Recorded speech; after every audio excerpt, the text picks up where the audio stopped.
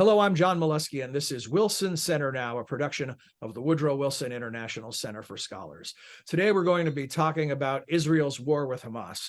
Two guests joining us. Merissa Khurma is director of the Wilson Center's Middle East program, and among the many offerings of the program, a new interview series called the Hamas-Israel War Dispatch. We'll tell you more about that in a minute. It features Merissa in conversation with experts from around the region and around the world.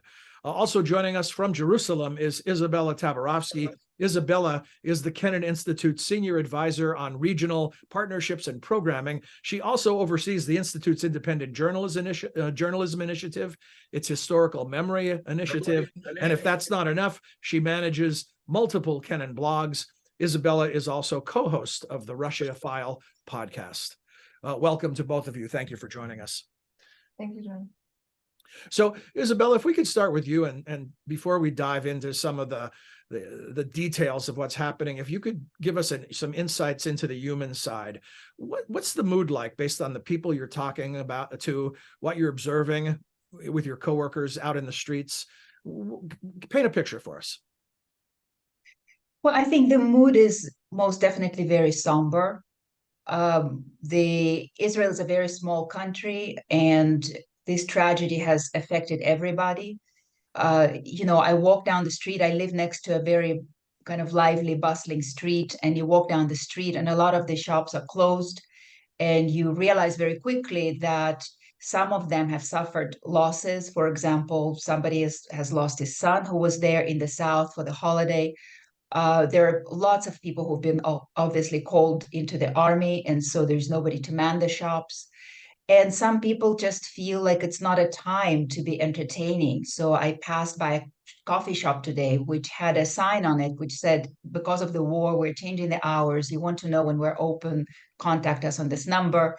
So it's a very somber mood, most definitely. But at the same time, Israelis are incredibly resilient. And so what you also hear is people volunteering their time. And first of all, the call up to serve in the army it's just, surpassed all the previous levels, more than the IDF needed and wanting. There are people flying in from all over the world to serve. There are volunteers collecting items that the soldiers might need, because the call up has been so fast that the logistics are not catching up. So people are literally driving food and clothes to the border themselves in their own private vehicles. People are donating blood. So it's a very unifying moment. And Israelis are really, as strange as it's going to sound, and maybe it's not necessarily a positive thing that Israelis have to live through crisis like this, but these are the times when they really show up and really feel the unity of the nation. Well, I think Americans who lived through 9/11, particularly those who lived in the Northeast Corridor, they can completely relate to what it was like. I remember the day making phone calls to New York and elsewhere to find out if anyone had died in the event, and some had. And in the case of Israel, as a percentage of the population, this is a greater tragedy than 9/11 was for the U.S. Merissa, I know you're talking to people in Israel and around the region. I'm guessing you're hearing much of what is echoes of what we just heard from Izabella. Yes, absolutely. There's certainly a lot of worry also about what is to come, precisely because of what we're seeing on the northern border, and what we're seeing in Gaza, and the reactions around the Middle East. And so people are extremely worried. Morale is very low. This is certainly a sentiment that is shared by the vast majority of the people, but particularly also the regional leaders. People that I've talked to all across the region have also been lamenting that for those who have been working at the grassroots level to start dialogue, to start avenues of cooperation, to address the colossal challenges that exist. All of these efforts have been at best paused because the wounds are very deep, and there will be it will take time for any of this to sort of come back again, because as we've seen, people need to heal, but developments on the ground are happening so fast that this is also impacting so many people. We have had conversations with some friends and families all across the region, and someone knows someone. You know, the degrees of separation become so like shorter and shorter as to cousins who have lost loved ones who were at the desert music festival, Yeah. or others who have lost 15 members of their family in Gaza. And so this is, you know, the human toll, the human dimension of this is unfathomable. Before we dig too deep into the subject matter, Merissa, I promised our viewers at the top of the program during introductions that we'd tell them about your Dispatch interview series. Could you tell us quickly about what you've been doing and what you will be doing and where people can find it? Of course. So the Middle East program very quickly established a collections page called Hamas, Israel War, and Implications for Regional Security in the Middle East. And in addition to the publications and reactions we've published from various current resident fellows, non-resident fellows, but also former Wilson fellows in the Middle East and in the United States, we've also launched this Hamas Israel War Dispatch video series, where we interview experts from across the world, with a focus, of course, on the region in the United States, to weigh in and offer their expertise on the various dimensions of it. So definitely keep alert for a lot more coming from the Middle East program this week. Yeah, and you can find that by going to wilsoncenter.org, and at the programs tab at the top of the page, you can find the Middle East program, and all of those resources just described will be available to you. Izabella, I wonder, you know, you talk about the amazing unity and the way a country can pull together under such circumstances. It wasn't certainly the case prior to the attacks, where Israel was politically divided. What is the current discussion about who's to blame? I mean, I hate to bring up the blame game, but it's been epically reported about how unprepared Israel was for this attack. Well, you know, I think that the sentiment right now is, you know, there's certainly people who are discussing that obviously the current government holds the responsibility for what happened. There is nothing, you know, there's no denial about that. It's clear that there were very serious intelligence and operational failures in this. And you hear senior government officials and the heads of security services admitting openly, yes, we failed.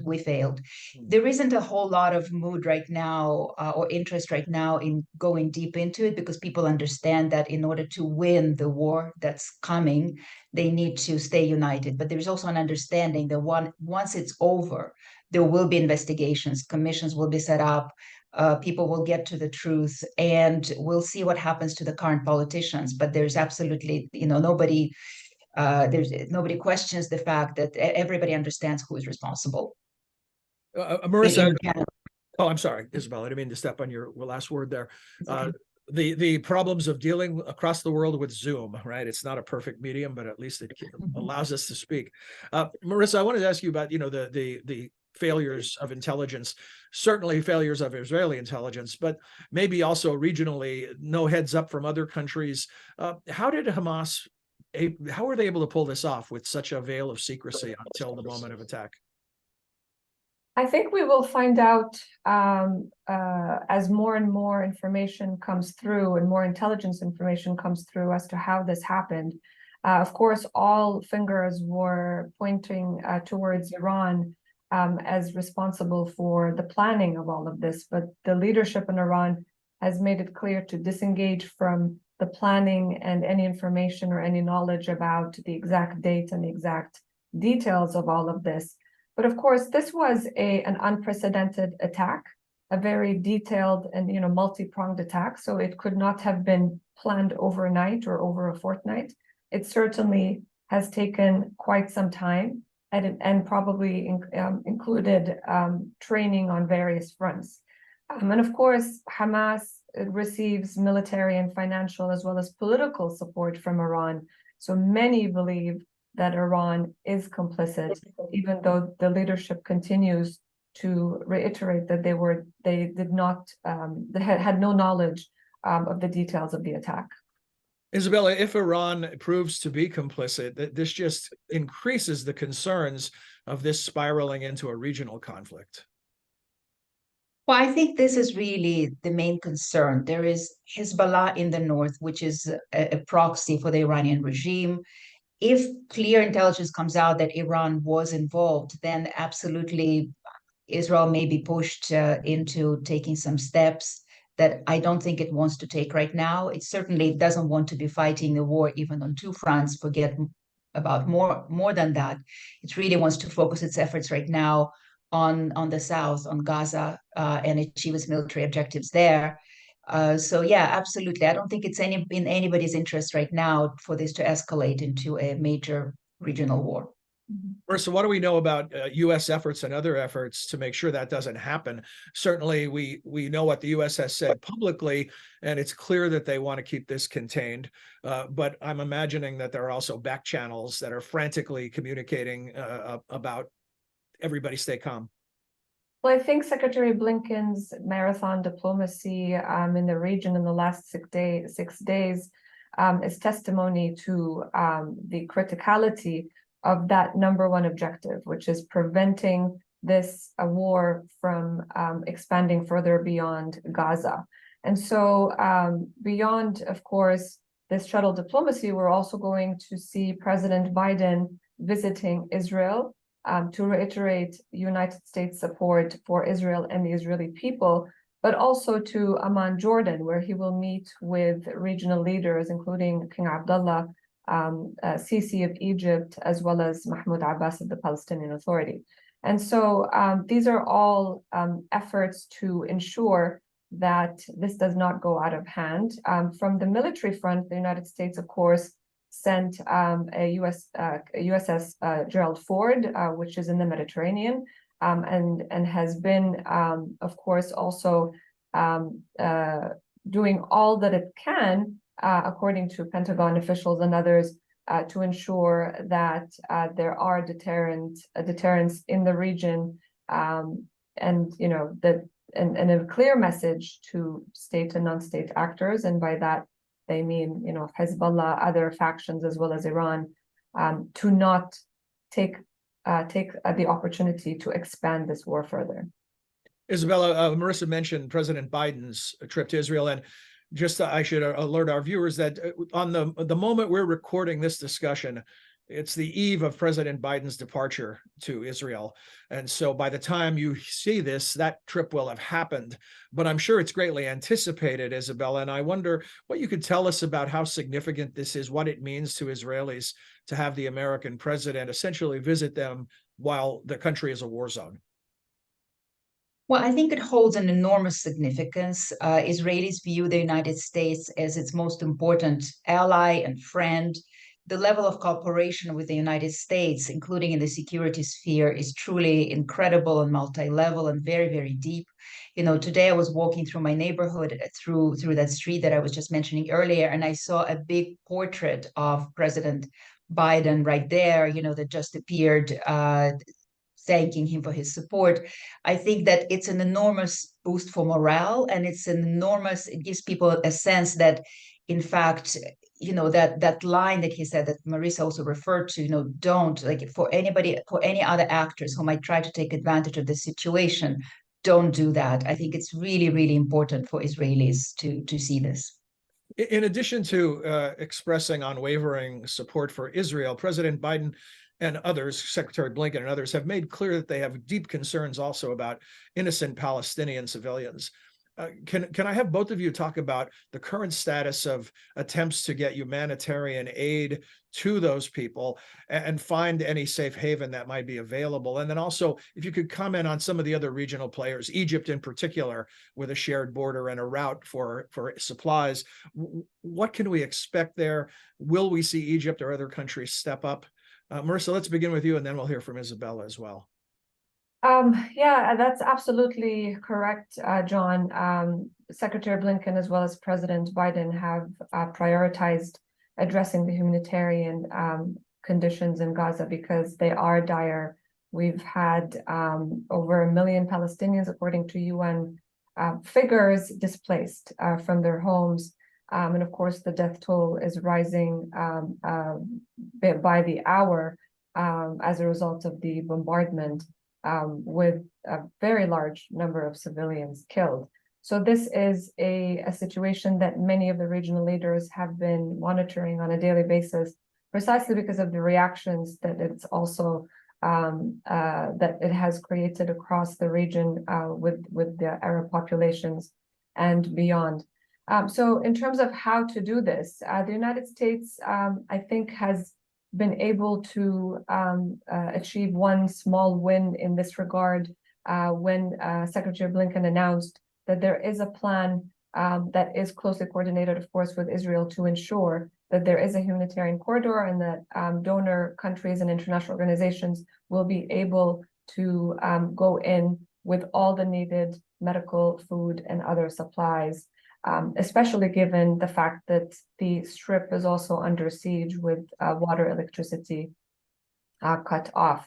And so this is something that is crucial, and we've seen a slight shift in the Biden administration's statements in this regard as the situation continuously deteriorated on the ground in the last week plus. Izabella, the Biden administration is attempting to thread the needle on this one, right, by giving Israel firm support, but also expressing real concerns for the humanitarian toll on Palestinians. It's a very tough situation because Israelis, of course, say, look, we have 200 hostages right there, among them babies and toddlers and women, and we know that their treatment, we know what happened to women even on the Israeli soil, just terrible conditions, terrible, people were tortured, women were raped. So there's a lot of concern, and so part of the insistence on the siege is to push the Hamas to release the hostages. And Israelis make the point, look, this could all end very easily. All Hamas needs to do is to surrender the hostages, and then also to surrender itself, of course, and then we prevent everything. We know that the IDF is extremely concerned about the casualties, and they always do. It's not just now. It's generally the IDF policy to minimize civilian casualties. There is an attempt to move people to the south. We know that Hamas has also been preventing this. So it's a very, very tough situation. What can either of you make any sense of? I mean, and this is almost a ridiculous question to try to understand the motive of such barbarism, behind such barbarism. But what could Hamas hope to achieve through this attack? Well, look, Hamas is very clear in its charter that it's fighting a war to remove Jews from this territory altogether and to erase the state of Israel. It's very hard. Very often people don't take them seriously. They believe that they could be turned into a rational actor. And in fact, I think for the last few years, the Israeli government kind of succeeded in containing them. The Israeli government issued 20,000 permits for the Gazans to come and work inside Israel. There were conversations about opening an airport in Eilat to Palestinians from Gaza to travel. There was a belief that perhaps Hamas is becoming is moderating and becoming more pragmatic.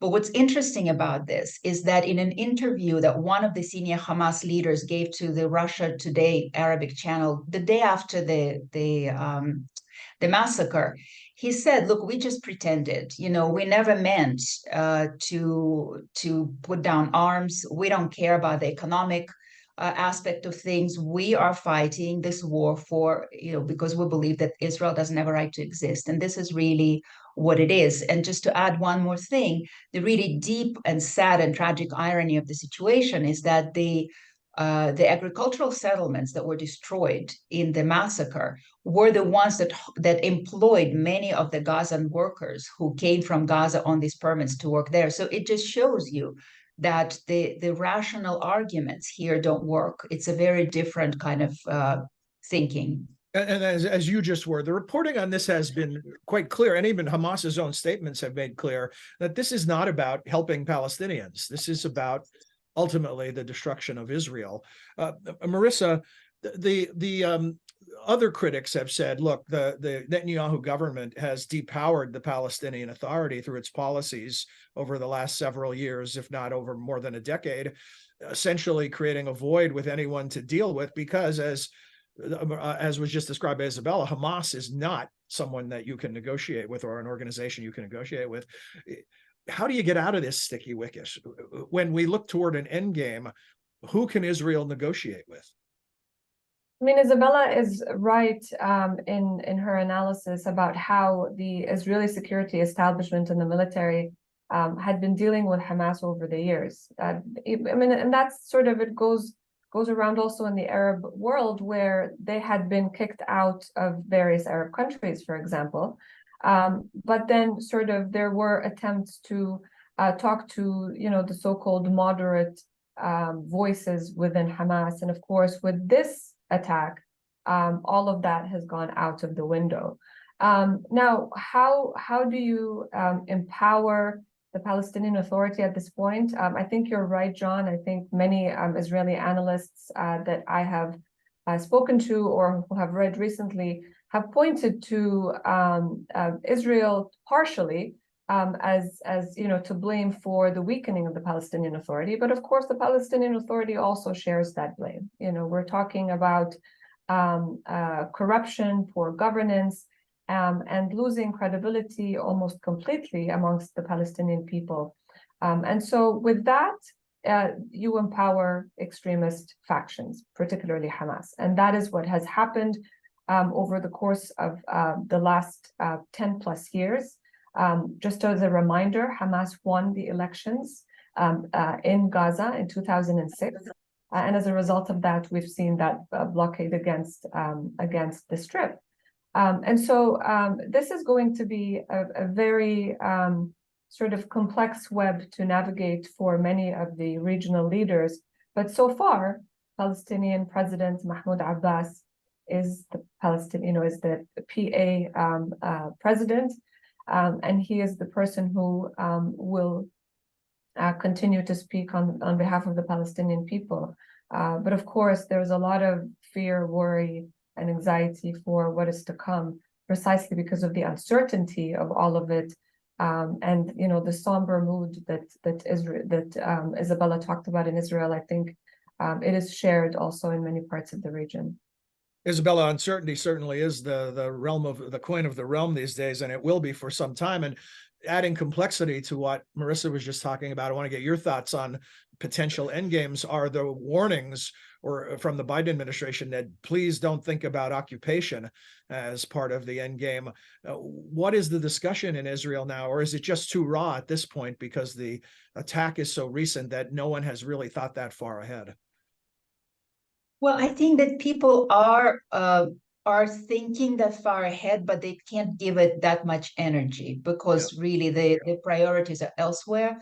I do get a sense that that certainly Netanyahu is not thinking of occupation as a viable option. There is I don't get a sense that there is interest in that. What Israel is interested in is in ensuring that Gaza remains demilitarized and doesn't present a threat to Israel anymore. And so I've seen scenarios that consider bringing Mahmoud Abbas and the Palestinian Authority to run the Strip. There are scenarios of where maybe an international force comes in and helps to rebuild and runs the territory. So there are different scenarios. I know that the American administration is really part of the conversations with the Israelis is to get them focused on this. It's very hard for Israelis to do that right now. Is there anything that you can tell us about the timing of this attack? Is there any particular attempt to weaken the Abraham Accords when other countries may be joining? Is there anything we can say about that? I think, the timing of it has, multiple dimensions. And perhaps the Abraham Accords story is part of that. I think for many people in the region, the Abraham Accords normalized relations with, Israel, the United Arab Emirates, Bahrain, and Morocco.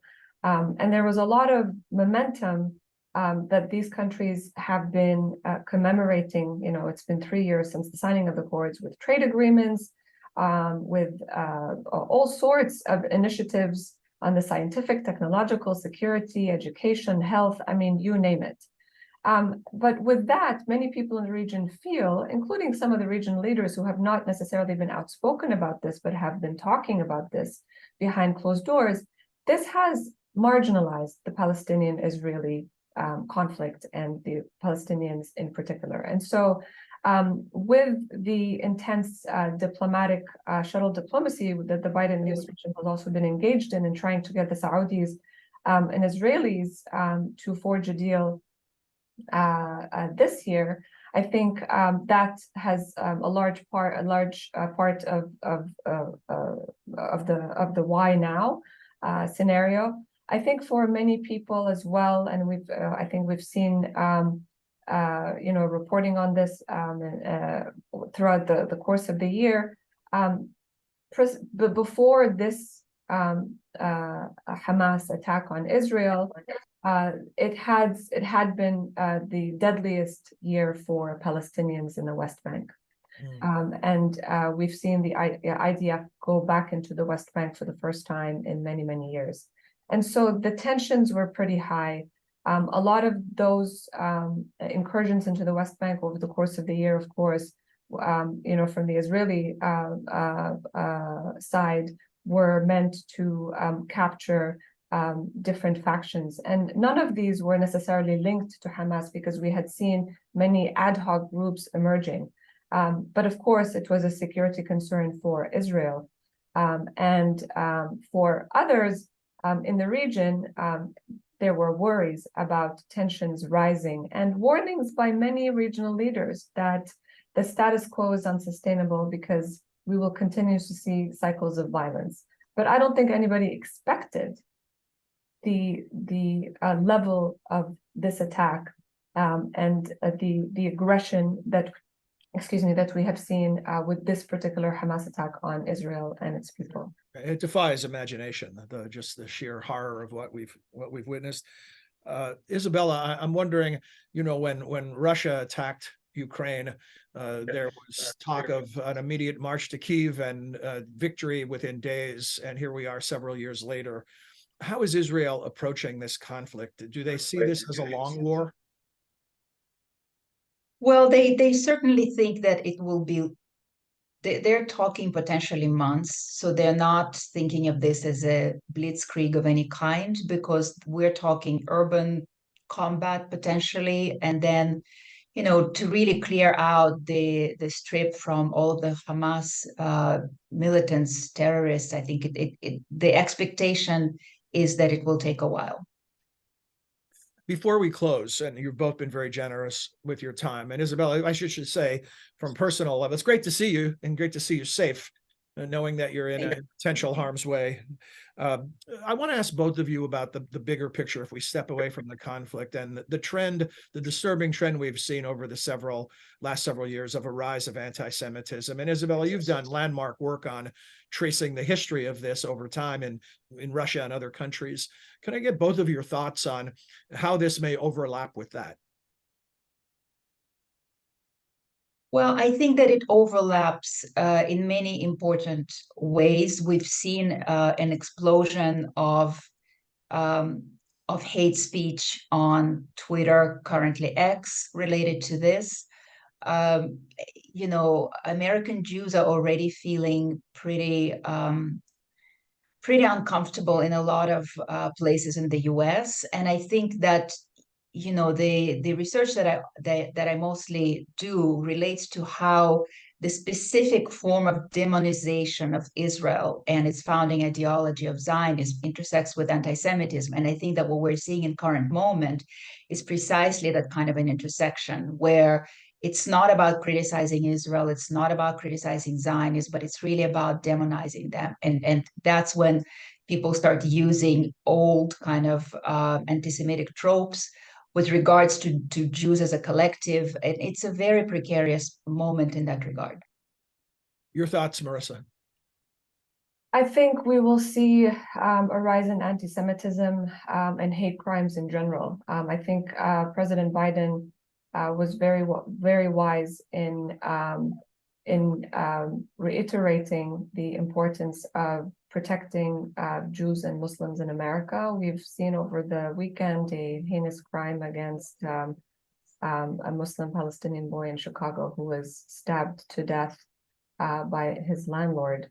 And I think, as Izabella mentioned, Jewish Americans, and in my conversations with various also organizations, Muslim American organizations, and I think religious leaders are also trying to ensure that messages of, patience, coexistence, and coming together are crucial at this point, because that is the one thing that will protect